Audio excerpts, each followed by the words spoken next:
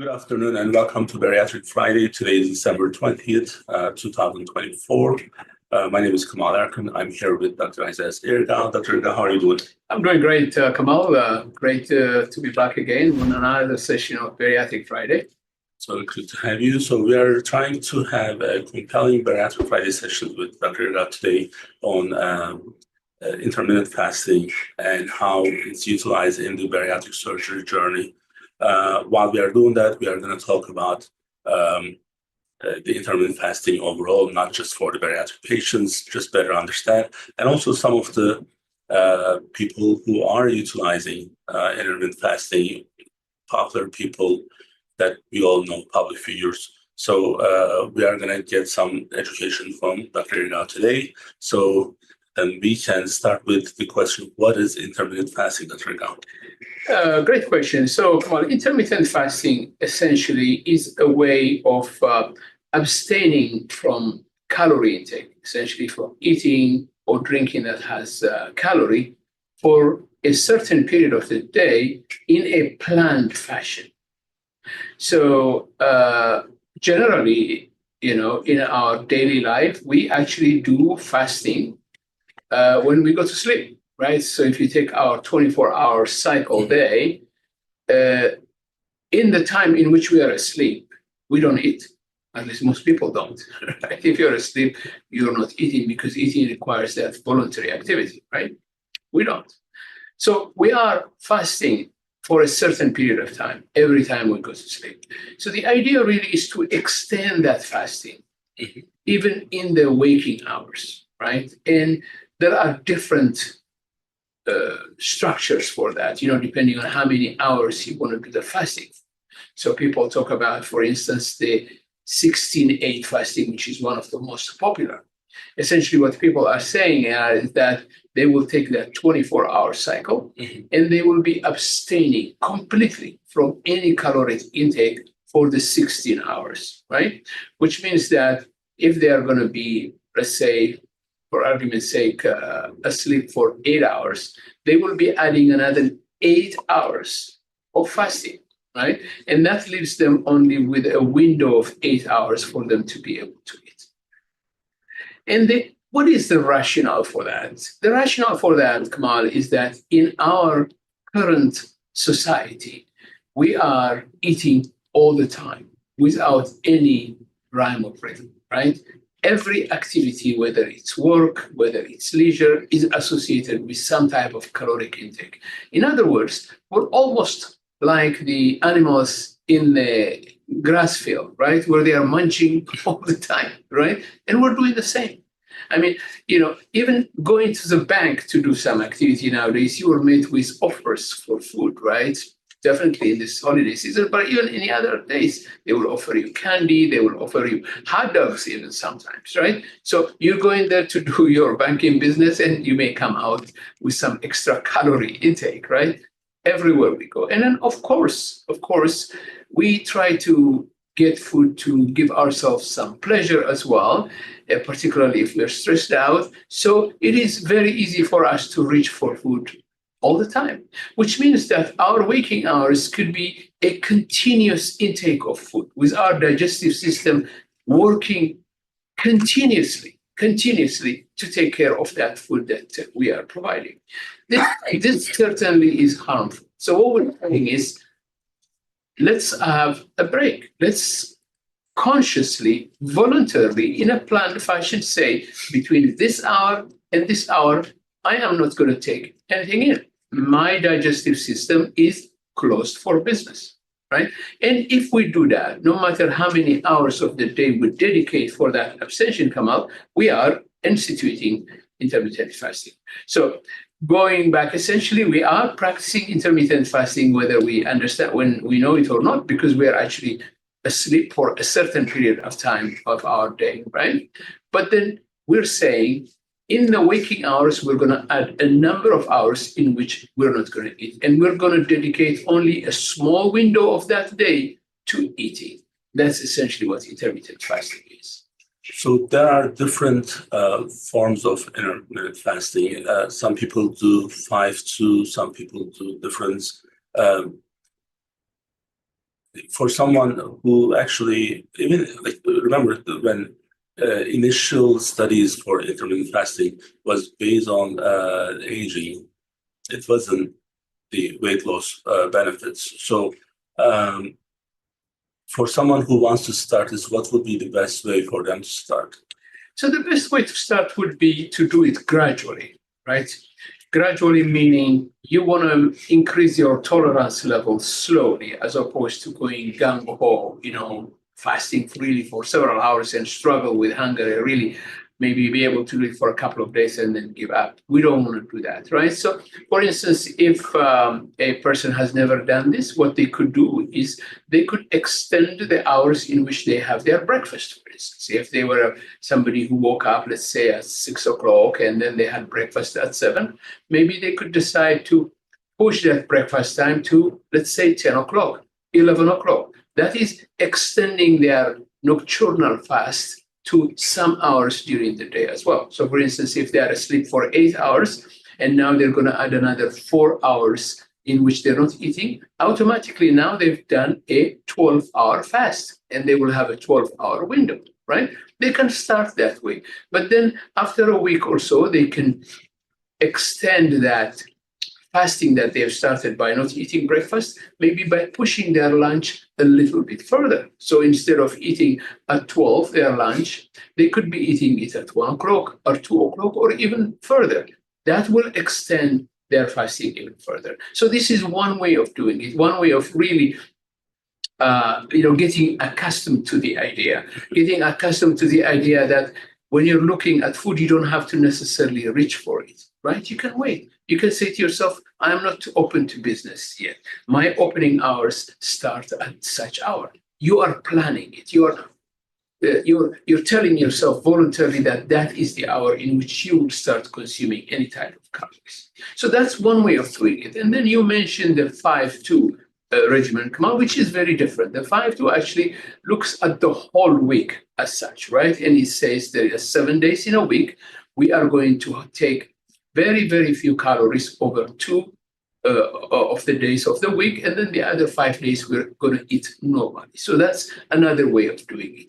Whichever way one does it, really the benefits are going to be there by having yourself really give your digestive system, your whole body, a break from taking food continuously. And that's the whole idea.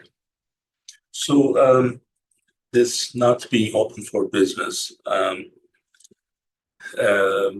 like I see it with some of the athletes who work so hard for their entire, well, not entire life, but you see a 35-year-old tennis player, if they're professionally done that until that time, they look much older than they are.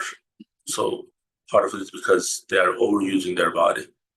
So, and our body is not designed to do that, right? So we are not to be at the gym for 8 hours a day or, run for 3 hours every day. Even like the lions don't do that. So they only run when they need to hunt. So I think the idea of overusing our body, this also comes with the same logic here, where every time we eat something, the body has to do what it does for, even if you have a bigger meal.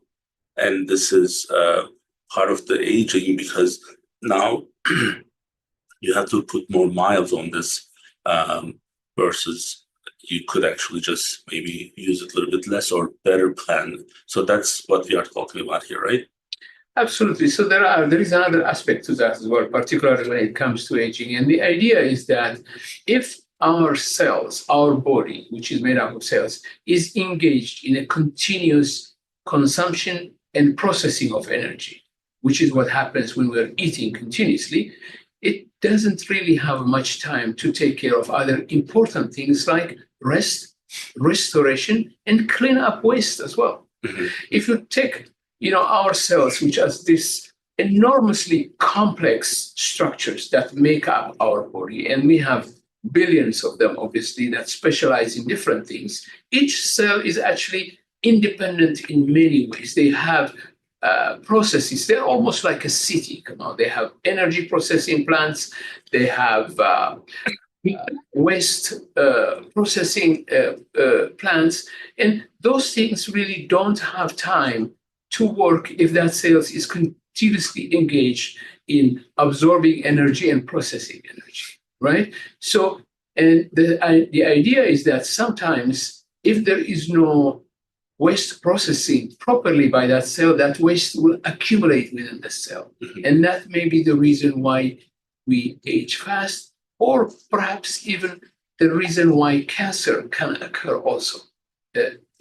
Right? So by letting our body rest from having to deal with the outside through energy processing, we are letting ourselves also do these important jobs, which are taking care of cleaning up whatever waste there is inside them.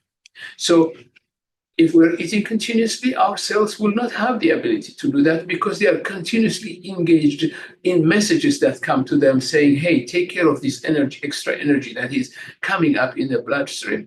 And that will generate an ongoing process, which by itself is very taxing to the body. If you think about it, one of the most energy consuming activities in our body is actually the digestion of food, Kemal. And it's no surprise because it involves so many parts of our organism where many messengers are actively engaged, switched on and switched off continuously. And this happens every time we put something in our mouth because that gives the signal that the whole system needs to be turned on and that the machinery needs to work. So what we're saying is, let's not do that. Let's not do that. Let's give our body a break. Let's drink water, plenty of it, because the water does not initiate those mechanisms. But as far as calorie, as far as macronutrients are concerned, let's give them a specific time for which we will deal with them. So, for instance, if you are saying to yourself, I'm going to do the 16-8 command, it means that, after you wake up, you calculate how many hours you have been asleep, you add to that however many hours you need to make up a 16-hour period, and then you have your eating window. And then once your eating window is closed, then you're again closed for business as well, and the cycle restarts as well. So we're saying, let's give structure to this activity of eating. It should not be mindless, right? And Kemal, it doesn't mean we have to do it all the time and in every circumstance. Far from it. We're saying, let's make this a practice that we do most of our days, right? So, for instance, if we are on vacation or if it's a holiday, we don't need to do that because eating food with friends and family during the holiday, during the vacation is actually part of what a holiday is for us also to relax and enjoy ourselves, right? But in our daily living, which are the days in which we are mostly working or studying or other things, let's have this structure whereby we say to ourselves, this is the time in which I start eating, and this is the time in which I stop eating, and stick to that. So you've made a great point here, right? About how much harder it is to lose weight and how much easier it is to gain weight, right? So basically, it's very, very easy to take in 200 calories. It's very hard to burn that 200 calories. And that's because our body is designed primarily to hold on to energy, to hold on to weight, and it doesn't know how to share that weight. It's not designed for this. We primarily were designed to hold on to energy because we need to survive in an environment where food was scarce. That was our early history, right, as human beings. So, patients come to me and say, I'm not eating very much. I'm eating just this and that. And yet the weight doesn't come up. Of course it doesn't, because it is extremely difficult unless you really restrict yourself significantly in terms of the calorie intake. One example that I tell people about, Kemal, is that if you have somebody who was eating a certain way for years, for instance, and they've kept their weight stable, let's say that person starts eating 100 calorie extra every day, which 100 calorie, by the way, is a slice of bread. Just think about it, right? So they eat one extra slice of bread a day now, right? It's 100 calories. And they may find that at the end of the year now, their weight has gone up by 10 pounds, right? So a steady weight with a certain amount of intake. Now they bump their intake with 100 extra calorie a day with one slice of bread extra. Now their weight has gone up 10 pounds.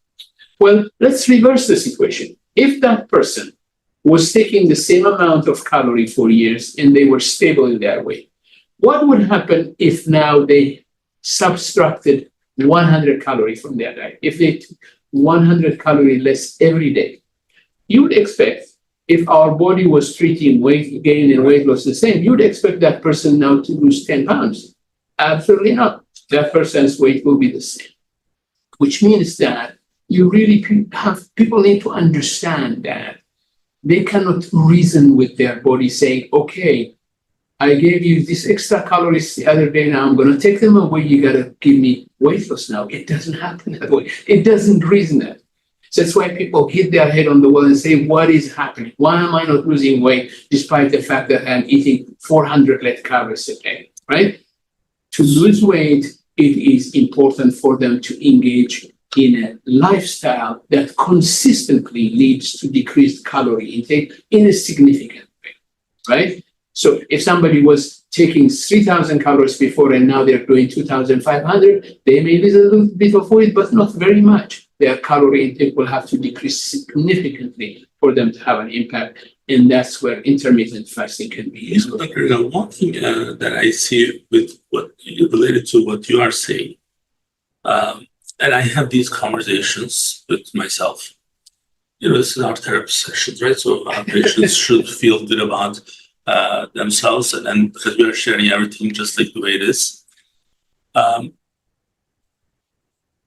Your body is smart, but it's not just one. There are like different parts of our body that function differently, and it's kind of independent. So if you as a person, if you take yourself out, there's still 2-3 big mechanisms in the system in our body that makes decisions. Totally. So now when you put yourself in the equation, then here's what I see. If I can make those mechanisms to trust me, so that it knows that it's going to get food certain time, then it's not saving as much. The problem is with these inconsistencies, it doesn't know when it's going to get the next one. Boom, it just saves whatever it gets. Yes. I think that's one of the things that, and I think sometimes I guess I'm cheating, so then my body knows that I'm not, being honest. So it's just all about like, can we make this consistent, where intermittent diet actually is helping to get to that consistency. So like my body knows that I'm Monday through Friday, I'm going to have that chocolate pudding at 1:30 p.m. Now, today is an exception because we have the 2 p.m. session and I didn't want to eat before the session. Then between the 2 and 3, there's no time to eat. Now I'm stretching to the longer hours. So like what happens now? So 8 to 8, 12, 16. So it's 20 hours. I'm on a 20-hour stretch. Yeah. And now it's asking, it's want something a little bit more than the chocolate pudding. If I was able to eat that at 1 p.m., I promise you I wouldn't have to worry about what I'm going to eat now, because I would wait until 7, 8 tonight. So that's simple. Now, simple, but it's complicated in a way that you have to figure it out. What's the right balance for you? So this is the personal approach, understanding what we are telling you, but see how that fits into your life. Like last week after our session, one of our employees, she came to me and she's following some of the stuff that we are doing and I'm doing, and she was interested in what I was doing, and now she's doing it.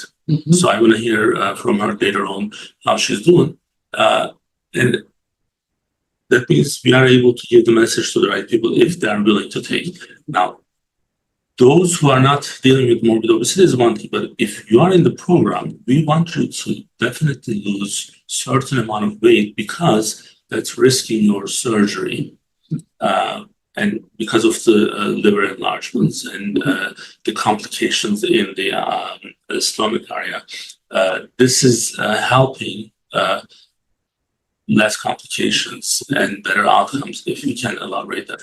Absolutely, absolutely. So what you really are touching upon is the preparation of bariatric patients, right, Kemal? So clearly, the higher the weight, the higher the body mass index, the more risks there are to the surgery. And we know that, right? We know that obesity by itself, high weight by itself, increases the risk of any type of surgery. And obviously bariatric surgery as well. Mm-hmm. So we want to prepare our patients optimally as much as we can, right?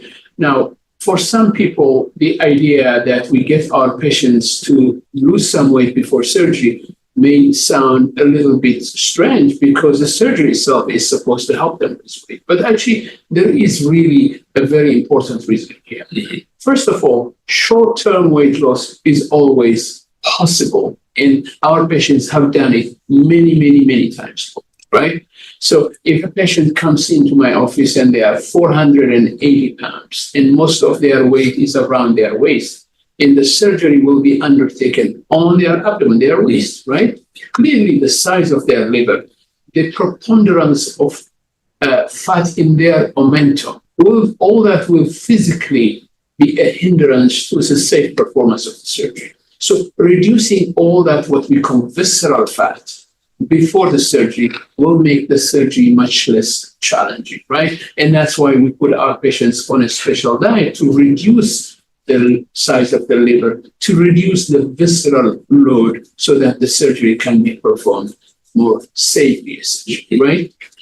That's the idea. But also, we want to really plant this idea of healthy eating from the get-go, from the time the patient hits the door and they come for consultation. We want to talk about healthy choices. We want to talk about a change in lifestyle. Right. Because that is going to be, yes, absolutely. That is going to be part and parcel of the reasons why they will be successful in the long term. It's not just about the surgery. The surgery is a means for them to have a powerful tool that will carry them through in their efforts, right? That is why we have such an extensive preparation. We don't want our patients to come to our office thinking we will wave a magic wand, but then they have to eat whatever they want, whenever they want. Not so, not so. There has to be a change in mindset. What we want to see is we want to see patients who have tried in the past, really and significantly, and they have failed. And they have failed not because they are failures themselves. It's because they are fighting a disease that is so intransigent and they need a powerful tool to help them. But we don't want them to stop the efforts that they were doing before.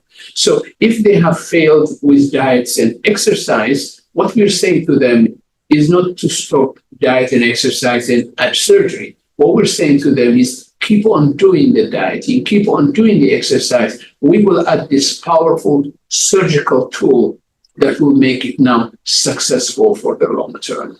And intermittent fasting can be incorporated in such a way for patients who are open to the idea and willing to do it. You know, one of the other benefits or make it why intermittent fasting probably easier, that I feel at least, many diets, when we say you're going to be on a diet, you're going to be restricting certain foods. You're going to, stay away from something that you like the most for a long time. And that's where it becomes more difficult because you are consumed with the eating this or that. But with intermittent fasting, because you have that time eating range, you don't have to restrict what you are eating. I'm not saying excessive eating. I'm talking about you can eat steak, you can eat gyro, which Turkish gyro. Well, actually, we need to call it döner, so that I don't get in trouble. So there's restriction is not on the stuff that we like to eat. So that makes it easier. So if I want to have, if I'm not going to have French fries ever for 4 months because I'm on diet, that's not easy to do. But if you do the intermittent fasting, I can have that fries with some other stuff with it, and I'm done with it. So it's not consumed with, oh my God, like please give me some rice. It doesn't happen. Mhm. So your energy is on the right place. Absolutely. So this is definitely beneficial for everyone, but it's more beneficial for those patients who are going through this process. It's a really great way to complete that transition, because this is a lifestyle change that we are aiming for, because it doesn't matter whether you have morbid obesity or not. Everyone has to follow certain things at different levels, but very similar things. Absolutely, absolutely. I don't know when was the last time you were on a cruise, or if you have ever been in one, but the most amazing thing about cruises, for a vacation, is the extreme availability of food all the time, everywhere. So every deck you go to, at any time, there will be some type of food. So if you're on a cruise, you're eating all the time. And, and this is obviously something that is done because people, enjoy eating, but it's really an extreme manifestation of what our society already is, right? So we're saying, we're eating all the time, but we're going to take it to a completely different level. We're going to weaponize food completely, right? And we have the cruise for that. But actually, our daily living in a society like ours in America is a miniature cruise, if you think about it, because I just have to walk out from your studio here, Kemal, and I'm not going to be able to step, 5-6 feet before I can find some type of food somewhere, export, right? Which will be totally accessible to me, right? And then I don't have to walk another 5-10 steps before I see another one. And it's the same when I go down and start driving. I will see store after store after store after store where the main item on display is food displayed in the most appealing way, not only in its colors for the side, but also in the smell that emanates from the space, right? So we're surrounded by that kind of atmosphere, and it's no surprise that we're struggling with so much obesity in our society. In fact, sometimes I wonder why obesity is not even way worse than where it is right now, considering how much exposure there is. And what a easy way to really address that than say to yourself, I am not open for eating from this hour to this hour. So it doesn't become an issue. I can walk across your office without having to worry about tasting something because I am in my fasting window, right? And I can do the same as I drive because despite all these places we put, I am in my fasting window, so I'm not going to have it. So for the society in which we live, I think this is actually a very useful way for us to curtail the amount of calorie that we take and therefore stay healthy. So the all you can eat reminds me of polar bears, brown bears, other bears. So they do it for a reason, because they do hibernate. We humans don't hibernate, so you don't need to go or do all you can eat type of stuff because you won't be sleeping for the entire winter. Yes. Right? So there's no need for that. Yeah. So doing that, you'll become like a polar bear before the winter sleep. Mm-hmm. So that's the whole thing. Yes. So you need to know, that's why you have this understanding of your body and different mechanisms in it and the soul. What do I need? When do I need it? And can I actually standardize it, uniform it, so then there is that peaceful kind of cycle working. So, but hopefully, we are able to reach out to those individuals and help them. But again, my point is, everything that we are trying to ask them to do is something that we try to make sure that it's doable. Absolutely. So intermittent fasting is one of the best things. It makes the life a lot more simpler. I can tell you from that point. I don't like people eating in my office. I don't like people just eating around at my house. So there's a time to eat. So it makes things clean. It makes it keeps things clean. So This is the right thing for many people. Try and see how it is. Share the results with us. When you come to the visits with your surgeons or with your nutritionists, ask them their help. Again, you mentioned earlier, but nutrition is very important during this process because we are not able to observe enough nutrition. So make sure you take your multivitamins and work with your nutritionist and your healthcare profession, so then they can actually help you throughout this journey. Dr. Ergau, thank you so much for joining us. Thank you. This is more fun now that you are here in person. I love it. It's great. We really appreciate it. Yeah. We'll be back next week with another episode. And until then, please stay safe and have a great weekend. Bye-bye. Bye-bye.